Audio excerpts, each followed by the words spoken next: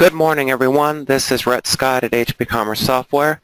I welcome you to day one of our HP Quick Start training. We're going to conclude today's class by talking about brands. So brands in HP are product line codes. And I want to emphasize the difference between manufacturers and vendors and how we have put brands and product lines into HP and how we intend for them to be used. Product lines or brands are meant to be aligned with manufacturers, the people who make the items. Vendors are people that you would buy the manufactured item from, the product line or the brand. A vendor may carry lots of different product lines. You may even purchase the brand directly from the manufacturer, and so they would also be a vendor. So you would want to set them up in your vendor master. But it's very important, and this is sometimes causes a little bit of a stumble for new customers with HP, to differentiate between manufacturers and vendors. Manufacturers are who make the item, and that is the brand or product line, and vendors are who you buy it from. When we talk about the relationship between product lines and items or parts, you can set up as many product lines as you want in HP, and then in turn you can set up as many items or parts within a product line that you want to. Same way goes with labor. You can set up as many product lines as you want in order to break out your labor in meaningful categories, and then you can set up as many labor operations as you want under each product line.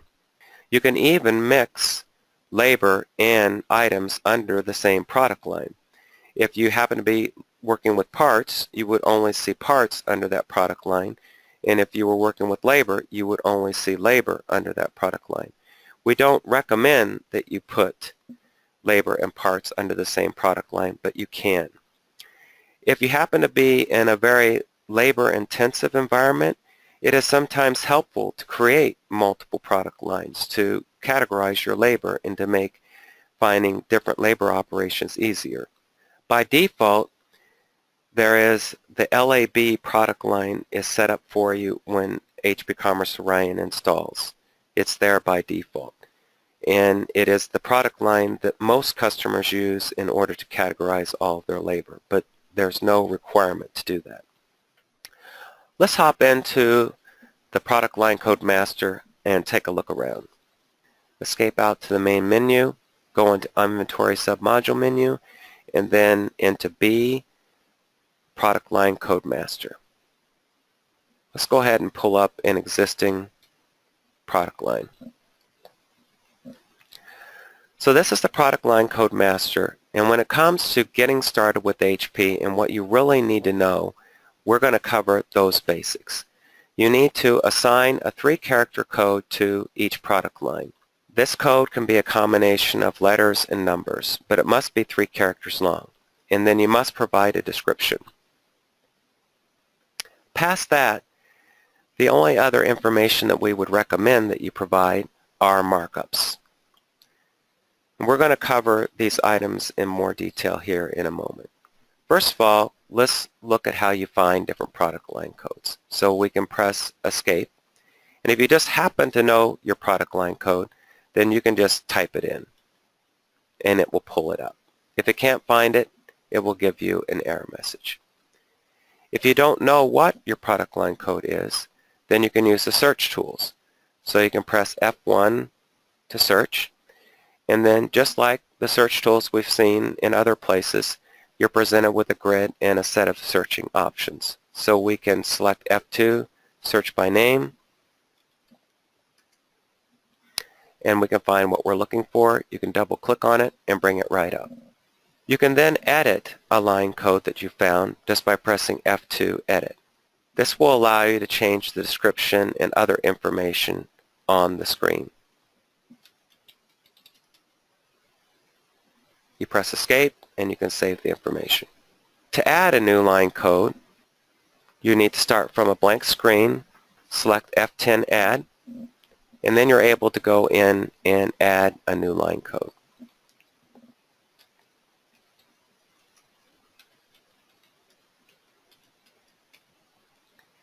If the product line code doesn't exist, then you'll be able to add it.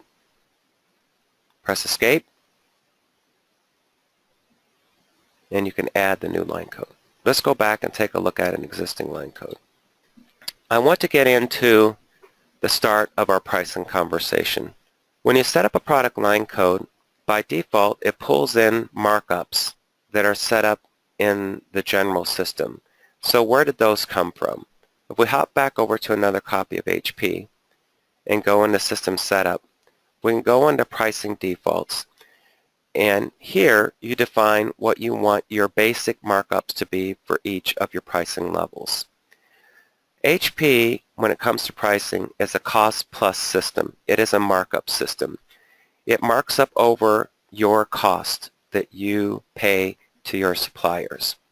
That is the idea behind the pricing system. These markups come into play when you ask HP to reprice your products, either by using a mass update tool or when you're adding a new part to the system manually. They also come into play when you're using some of our pricing integration tools. So this is where you set up the defaults. When you create a new product line code, these default markups come into the system for you, and then you can modify them. So we can press F2 Edit, and then you can change these markups.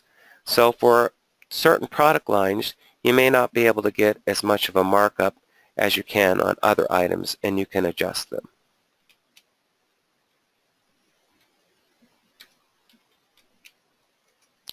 You can make your adjustments and press Escape and save the information. So these markups serve as the basis for this particular product line whenever you're working with either adding parts into the system or using repricing tools that work against the markups. We have some questions here, just a moment. So the question is, what is the markup driven off of? So the markup is driven off of base costs. When you're looking at an item in HP and part number maintenance, there are three cost fields. There's true cost, which our intention for that is to indicate what you pay your supplier for the item. So it's what would appear on a purchase order. Base costs, which is called base because it's what pricing is based off of. So when it comes to markups, markups are going to calculate against the base cost in the system. So why would we have a separate true cost and base cost? The reason for that is so that you can provide a landed cost for the item. Landed cost is a really common term to indicate what does it really cost you to get that item into the store and sell it. So it's much more than what you just pay to the vendor. There's also freight involved and handling involved. And so you may want to mark up your true cost a little bit for your base cost. And then there's average cost. Average cost is automatically maintained by the system over time as you receive items into inventory. So there are several different ways that we'll learn in a few days here about how you can receive items into inventory.